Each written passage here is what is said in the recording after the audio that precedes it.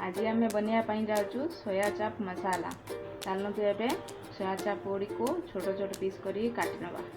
देखो सोया चाप गुड़ी को आमर काटिदेले एमती आपण मैंने भी छोट छोट पीस करके काटिने। चलते एवं फ्राए करिया। कढ़ई में आमर तेल गरम हो गलानी। एवं आम सोया चाप गुड़ी को फ्राए करवा।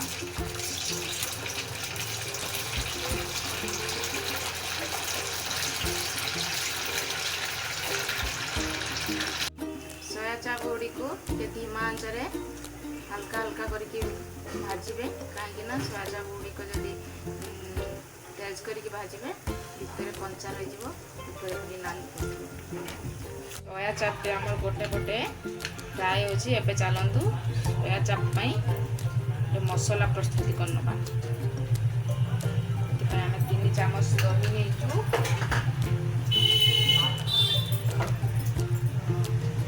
लुण, हलदी गुंड, लंका गुंड, यहाँ हूँ सोया चाप मसला। आपण भी चाहिए मार्केट रू आनीपर।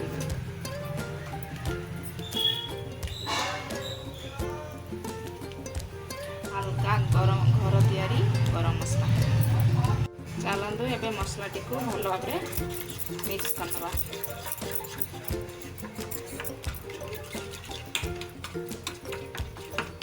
दही गुड़ी को मसला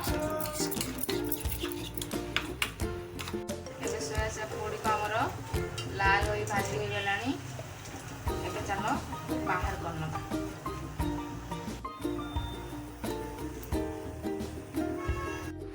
चलतु कढ़ई तातिला। एवं आम सोरष तेलटा देदेवा। आमर गरम हो आसला। तेजपत्र 2टा देदेवा।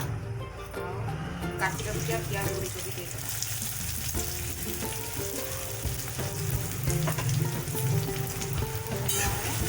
लाल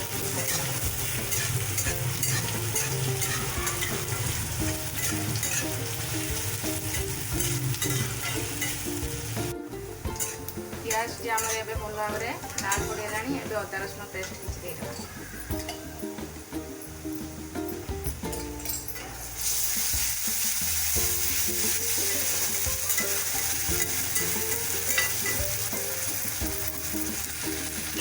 एबे अदा रसुण पेस्ट आम भल भाव होगला। एबे चलतु देदेवा टमाटर पेस्ट।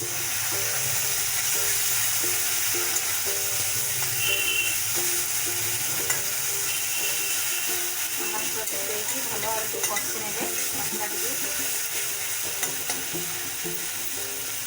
मसला टी आम भल भाव होगला। एबे बनै रखिथिबा पेस्ट टी देदेवा।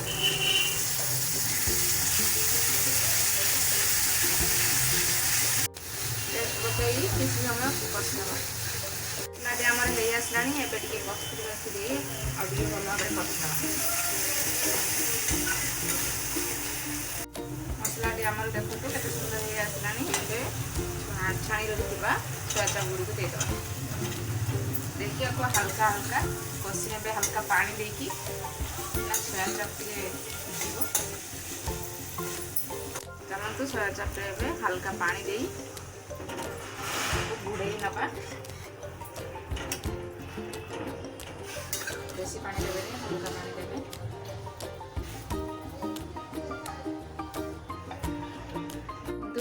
एबे हमर सोया चाप मसाला रेडी हो गला। या आपण माने नान सहित रुटी सहित परोठा सहित खाई परिबे। आपण भी एमिति बनैकी खांतु। केमिति हैला हमकु कमेंट बॉक्स रे जणांतु एवं हम चैनल को सब्सक्राइब कर दियंतु।